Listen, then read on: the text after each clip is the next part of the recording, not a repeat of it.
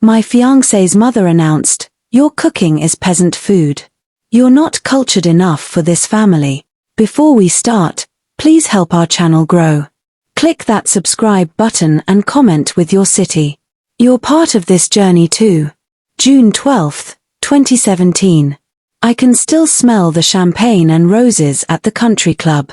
Still feel the weight of that engagement ring on my finger. Still hear the exact moment my life split into before and after. I was 26 years old, standing in the Riverside Country Club ballroom, surrounded by crystal chandeliers and people in designer clothes. My fiancé, James Hartford, had just proposed in front of 50 of his family's closest friends. Old money. Connecticut elite. The kind of people who summered in the Hamptons and wintered in Aspen. Me. I was Sophie Chen. My parents owned Chen's Family Diner on Route 9. Checkered tablecloths. $8.99 breakfast specials. Free coffee refills. I'd grown up flipping eggs and pouring coffee since I was 12. But James said he loved that about me. Said I was authentic. Said his family would adore me. He was wrong. The party was perfect. Too perfect. White roses everywhere. A string quartet. Waiters in white gloves serving tiny portions of food I couldn't pronounce. James's mother, Patricia Hartford, held court like a queen, her diamond necklace catching the light every time she moved. I wore a dress James helped me pick out. Designer. Cost more than my car payment. I felt like I was wearing a costume. Speech. Speech, someone called out. Patricia stood up. She was 58, blonde, thin, the kind of woman who looked expensive even in pajamas. She raised her champagne glass and smiled. But her eyes were cold. "I want to welcome Sophie to our family," she began. The room went quiet. James has always had such eclectic taste. A few people laughed. My stomach tightened. Sophie comes from very humble beginnings. Her parents run a little diner. How quaint. Her smile widened. In fact, I asked Sophie to prepare something for tonight. A taste of her background. She made these charming little dumplings. I'd spent 3 days making those dumplings. My grandmother's recipe. Pork and chive. Made from scratch. I'd wanted to share something real with James's family. Patricia picked one up with 2 fingers like it might bite her. Peasant food, really. The kind of thing you'd find at a roadside truck stop. She set it down without tasting it. But I suppose it's authentic. The room erupted in laughter. 50 people. Laughing at my grandmother's recipe. Laughing at my family. Laughing at me. James squeezed my hand. "Mom, that's not." "Oh, darling, I'm joking." Patricia waved her hand. "But seriously, Sophie, you do understand that as a Hartford wife, you'll need to develop a more sophisticated palate. We can't have you serving egg foo young at dinner parties." More laughter. My face burned. I looked at James. He was smiling. Uncomfortable, but smiling. Not defending me. Just smiling. "These simple dishes are fine for your background," Patricia continued. "But you'll need proper training. I've already spoken to the club about etiquette classes. We can't have you embarrassing the family at functions." Something inside me cracked. I stood up. The room went quiet. "Excuse me," I said. My voice shook. "I need some air." I walked toward the bathroom, but James's cousin, Jennifer, blocked my path. She was drunk, swaying slightly. "Don't take it personally, Sophie. Patricia does this to everyone. She called my mother new money trash at my wedding." She laughed. "You just need thicker skin if you're going to marry into this family." I locked myself in the bathroom and stared at my reflection.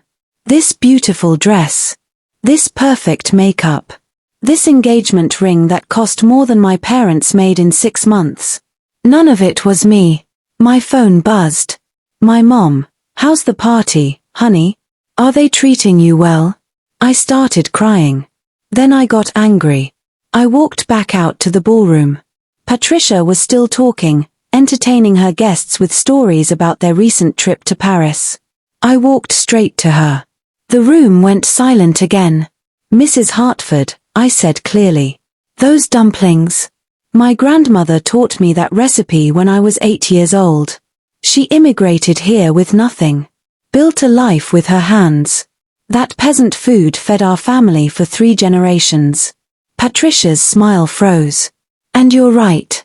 I'm not sophisticated enough for this family. I would never look at someone's heritage and call it embarrassing. I would never mock someone for working hard." I turned to James. "I can't marry you." His mouth fell open. "Sophie, wait." I pulled off the ring. Set it on the table next to my untouched dumplings. I deserve someone who defends me. Not someone who smiles while his mother tears me apart. "You're being dramatic," Patricia said. But her voice was tight. "Maybe. But I'd rather be dramatic than cruel." I walked out. Past the shocked guests. Past the string quartet. Past the perfect roses and perfect people. James followed me to the parking lot. "Sophie, please." She didn't mean it. "She's just protective." Protective? "James, she humiliated me in front of everyone. She's old-fashioned. She'll come around." "And what about you? You didn't say a word." He ran his hand through his hair. "I didn't want to make a scene." "Your mother made the scene, James. You just watched." "Sophie, you're throwing away our future because of one bad night?" I looked at him. This handsome man in his perfect suit. This man I'd thought I loved. "No. I'm saving myself from a lifetime of bad nights." I drove home to my tiny apartment above my parents' diner, sat on my second-hand couch, and cried until I had no tears left. Then I got angry. Really angry. I opened my laptop. My savings account showed $8,400. My checking account showed $1,200. I had a culinary degree from the community college. And I had a dream I'd buried to make James happy. I'd always wanted to open my own restaurant. Real food. Simple ingredients. The kind of cooking my grandmother taught me. James had said it was too risky. Patricia had said it was beneath my potential. Screw them both. Monday morning. 6 a.m. I was sitting in my parents' diner. The breakfast rush hadn't started yet. My dad was prepping bacon. My mom was counting register money. "You okay, honey?" Mom asked. She'd hugged me for 20 minutes when I came home Saturday night. "I'm opening a restaurant." They both stopped and stared. "What kind of restaurant?" Dad asked. "Farm to table. Local ingredients. Simple food made well.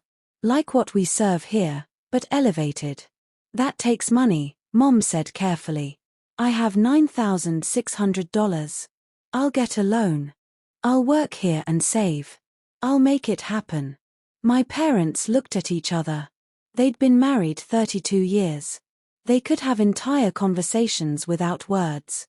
Dad wiped his hands on his apron. "We have $15,000 in savings. It's yours." "Dad, no." "Sophie." Mom came around the counter. "We've watched you cook since you were a baby. You have magic in your hands. If you're ready to do this, we're ready to help." I hugged them both and cried again. But this time from gratitude, not pain. The next 3 months were brutal. I worked at the diner from 5 a.m. to 2 p.m. Then I'd hunt for a location. Research suppliers. Write a business plan. Banks rejected me 7 times. Too young. Too risky. No collateral. On rejection 8, I met Margaret Wu. She was 65, owned 3 commercial properties. She'd immigrated from Taiwan in 1972. "Tell me about your food," she said. I told her about my grandmother. About dumplings made by hand. About fresh vegetables from local farms. About connecting people to real food. She was quiet for a long time. Then, my first restaurant failed. Lost everything. But someone gave me a second chance. She slid a lease agreement across the table. Small space. Downtown. $1,200 a month. 3 months free to renovate. Don't make me regret this. I signed it with shaking hands. The space was 800 square feet. Needed everything. New kitchen equipment. New floors. Paint. Furniture. My parents helped. My dad built the tables. My mom sewed the curtains. My high school friend, Marcus, who'd become a carpenter, renovated the kitchen at cost. I named it Roots. Simple. Honest. True. We opened on October 15th, 2017. 4 months after that engagement party. We had seating for 24 people. A menu with 8 items. Everything made from scratch. 5 people came opening night. 3 came the second night. I was bleeding money. My business account dropped below $2,000. I couldn't pay myself. I ate leftovers and ramen. My mom cried. Honey, maybe it's too soon. Maybe you should wait. I can't wait, Mom. If I wait, I'll talk myself out of it. Then something shifted. A food blogger named Ashley Park came in week 3. She ordered everything on the menu. Took pictures. Left a massive tip. Her blog post went up 2 days later. Hidden gem, Roots serves soul on a plate. Suddenly we had a line out the door. Then the local paper came. Then a magazine. Then Connecticut Life featured us in their Rising Stars issue. By December, we had a 6-week wait list. I hired my first employee. Then 2 more. Then 5. I worked 18-hour days. Prep in the morning. Cook during service. Clean at night. Sleep 4 hours. Repeat. James texted me throughout those months. First apologizing. Then angry. Then begging. My mother wants to talk to you. Patricia feels terrible about what happened. Can we please just meet for coffee? I blocked his number. On New Year's Eve 2017, we were fully booked. I was in the kitchen expediting orders when my hostess, Jenny, came back looking nervous. Sophie, James Hartford is here. With a party of 6. They don't have a reservation. My stomach dropped. Tell them we're fully booked. His mother is with him. She's asking to speak with you.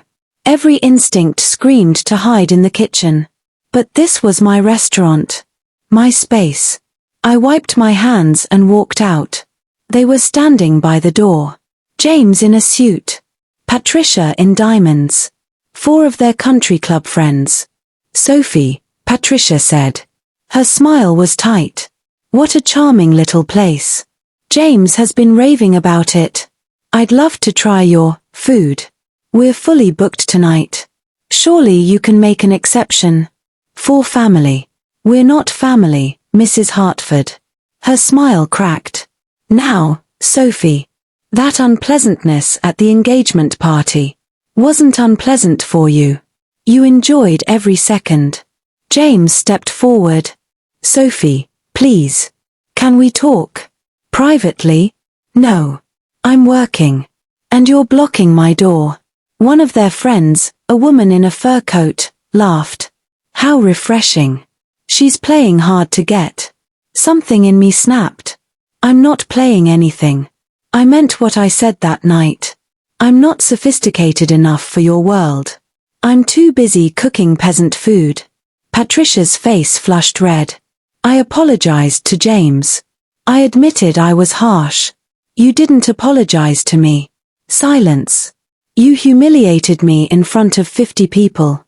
You mocked my heritage, my family, my food, and you never once said sorry to my face. Patricia's jaw tightened. I'm saying it now. 6 months too late. I turned to Jenny. Please escort these guests out. We need the space for our reservations. As they left, I heard Patricia hiss to James, ungrateful little. The door closed. My hands were shaking. My staff was staring.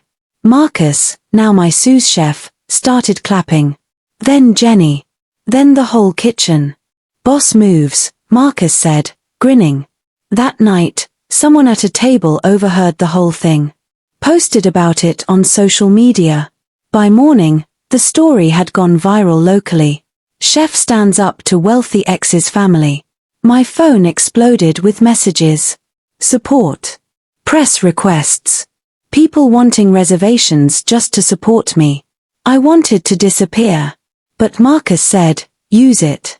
Let people see what you're about. I did one interview. With Connecticut Life. I told my story. My grandmother's immigration. Growing up in the diner. Patricia's cruelty. My decision to choose myself. The article ended, Sophie Chen isn't cooking for approval. She's cooking for connection. The response was overwhelming. We started getting inquiries from investors. From other towns wanting franchises. By March 2018, I opened a second location in New Haven. Same concept. Local ingredients. Simple food. Real hospitality. By summer, a third in Hartford. I built a farm partnership program. Connected directly with local farmers. Cut out distributors. Paid fair prices. Got better ingredients. Then something unexpected happened. A woman walked into the original Roots on a Tuesday afternoon. She was older, Asian, elegant. She sat at the bar and ordered tea. You're Sophie, she said. Not a question. I am. Have we met? No. But I know your grandmother's dumplings. I grew up eating them. She smiled. My name is Helen Zhao. I run Harvest Ventures. We invest in sustainable food businesses. My heart started pounding. Harvest Ventures was huge. National presence. I've been watching your restaurants, Helen continued.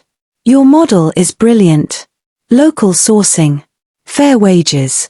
Real food. This is the future. Thank you. I want to invest. Help you scale. Nationally. I almost dropped my teacup. Nationally, you could have 50 locations in 5 years. Maybe 100. With the right support. It was everything I'd dreamed of. And it terrified me. Can I think about it? Of course. But Sophie, don't let fear make you small. The world needs what you're building. I talked to my parents. To Marcus. To Margaret, my landlord who'd taken a chance on me. Everyone said the same thing, do it. In June 2018, I signed with Harvest Ventures. They invested $8 million for 30% equity. We formed a partnership to expand routes across New England. The next 2 years were a whirlwind. We opened 15 locations. Then 25. Then 40. I hired a CEO to manage operations. I focused on menu development and farm partnerships. We created a training program for young chefs.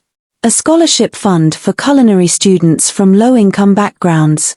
By 2020, when COVID hit, we had 47 locations. I thought we were finished. Restaurants were dying everywhere. But we pivoted. Started a meal kit program. Partnered with farms to deliver fresh boxes. Added a donation program, buy one, feed one for struggling families. People loved it. Our revenue actually grew. By December 2020, Roots was valued at $75 million. I was 29 years old. My parents retired comfortably. I bought them a house. I still worked in the original location 2 days a week.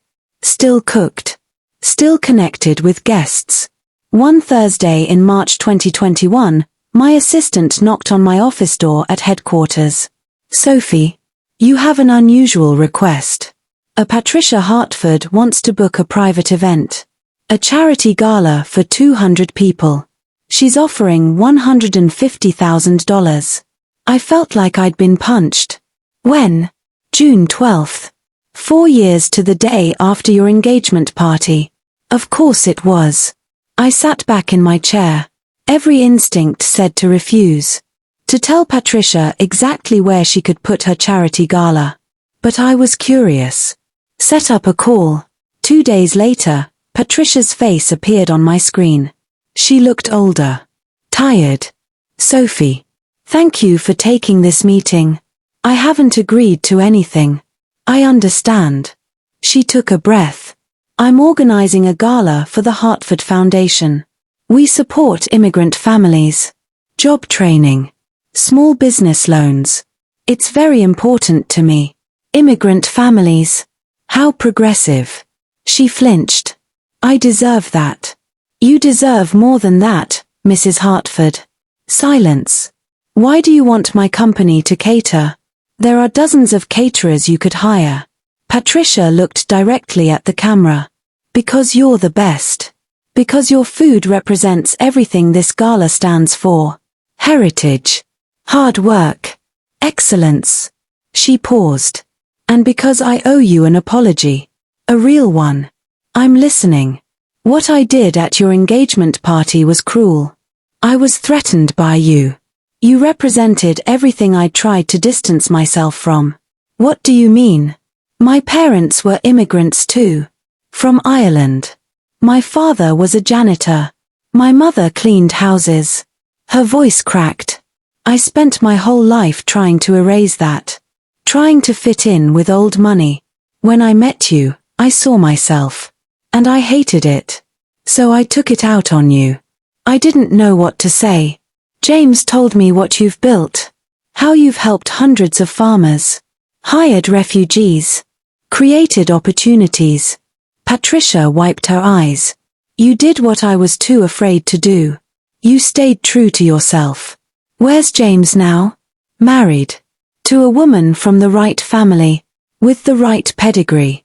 He's miserable, but he won't admit it. She smiled sadly. I pushed him into it. Just like I pushed him away from you.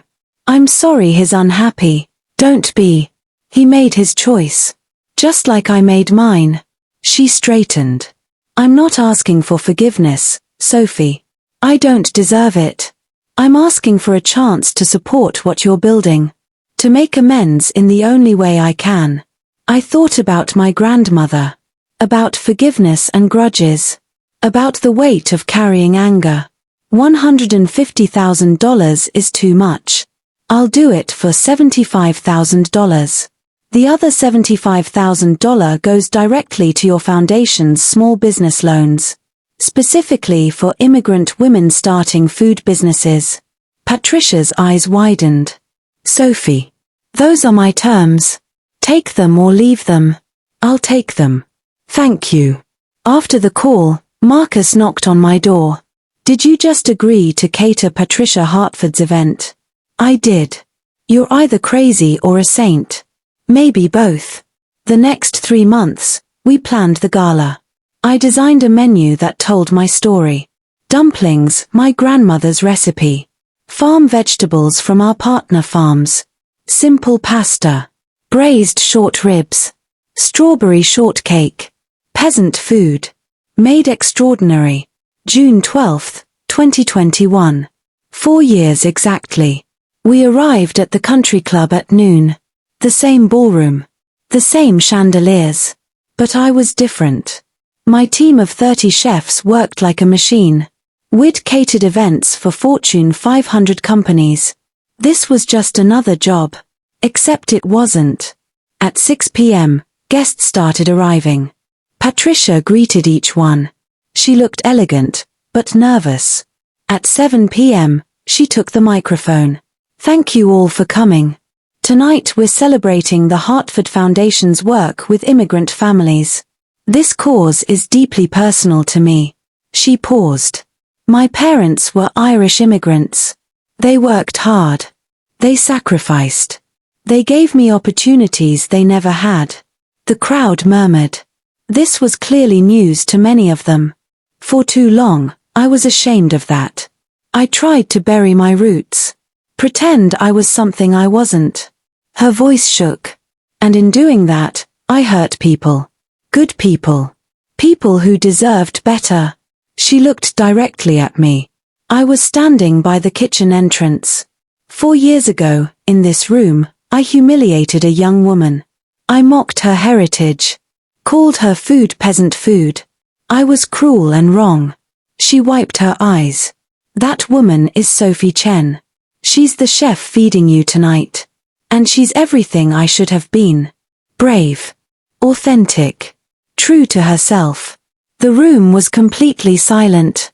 Sophie, I know you're here. Would you come out please? Every eye turned to me. I walked out slowly. Marcus gave me a thumbs up. Patricia came down from the stage. Stood in front of me. I'm sorry. Truly, deeply sorry. For everything I said. For how I treated you. For not recognizing your worth. She was crying now. You were always good enough. I was the one who wasn't. I felt my own tears coming. Thank you. She hugged me. I hugged her back. The room erupted in applause. Patricia returned to the microphone. Tonight's menu represents Sophie's journey. Her heritage. Her values. Everything I tried to destroy. She raised her glass. To Sophie Chen. May we all have her courage. Dinner was perfect. Every course. Every bite. After dessert, people came to the kitchen. Thanked us. Asked questions. Took photos. One older woman grabbed my hand. My parents ran a Mexican restaurant. I grew up ashamed. Tonight, watching you, I felt proud for the first time. That's when I knew. This wasn't about Patricia. It was about everyone who'd been made to feel less than. Everyone who'd been told their food, their culture, their background wasn't good enough. As we packed up, Patricia found me again. Sophie, I have something for you. She handed me a check. $150,000. I'm donating the full amount to your foundation. Not mine. Patricia. You were right. This money should support women like you. Women like my mother. Women I forgot to honor. I looked at the check. Then at her. Your mother would be proud of who you're becoming. She smiled through tears. I hope so. As I drove home that night, my phone rang. Unknown number. Sophie. It's James. I almost hung up. But curiosity won. What do you want? I heard about tonight. About what my mother said. He paused. She was right. About everything. I should have defended you. Should have chosen you. I was a coward. Yes. You were. I'm getting divorced. I'm sorry to hear that. Are you? Really? I thought about it. Yeah. I am. I don't wish unhappiness on anyone. Not even you. Could we get coffee sometime? No, James. Sophie. I'm not angry anymore. I'm just not interested. You're part of my past. And I'm very happy with my present. I hung up. When I got home, my parents were waiting. They'd watched the whole thing on the foundation's live stream. Mom hugged me. Your grandmother would be so proud. Dad pulled out a bottle of champagne. To peasant food. We laughed. To peasant food. Sitting there with my parents, in my nice apartment, thinking about my 47 restaurants and the hundreds of people we employed, I felt something I hadn't felt in 4 years. Complete. Not because of the money. Not because Patricia apologized. Not because I'd proven anything. But because I'd stayed true to myself. Through the pain. Through the doubt. Through everything. That engagement party broke me. But it also freed me. I'd built something real. Something that mattered. Something that helped people. And no amount of diamonds or country clubs or old money could ever be worth more than that. My phone buzzed. Marcus, boss, New York Times wants to do a feature. You interested? I smiled. Let me think about it. My parents raised their glasses. To Sophie. Our daughter. Our hero. To family, I said. The one you're born into and the one you build. We clinked glasses. And for the first time in 4 years, I felt completely, perfectly at peace. The journey from peasant food to $75 million wasn't about revenge. It wasn't about proving anyone wrong. It was about proving myself right. About knowing my worth. About refusing to be small. About staying true to my roots while reaching for something bigger. Patricia taught me what I didn't want to be. James showed me what I deserved. My grandmother gave me the tools. My parents gave me the foundation. But the courage, that came from somewhere deeper. From a place that said, you are enough. You have always been enough. Now go show the world. And I did.